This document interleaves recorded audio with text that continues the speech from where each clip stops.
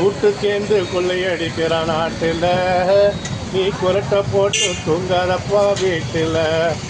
அந்த நாட்டுக்காரன் நம்மளை சண்டை போட பார்க்குறான், சொந்த நாட்டுக்கார இப்போ சுரண்டி தொட்டு கேட்குறான்.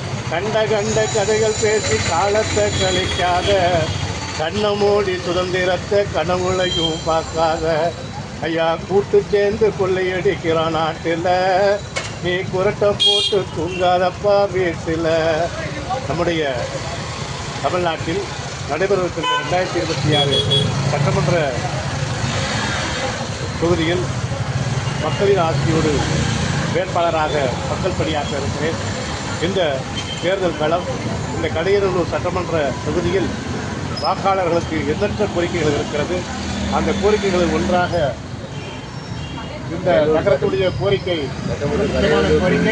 நீதிமன்றம் வேணும். அடுத்து லெட்டின் பாத்ரூம் கண்டிப்பாக. ஆக பொது சுகாதார கழிப்பிட வசதி தேவை. இந்த இரண்டையும் தற்பொழுது வாக்காளர் பெருங்குடி மக்கள் இந்த கோரிக்கை வைத்திருக்கிறார்கள்.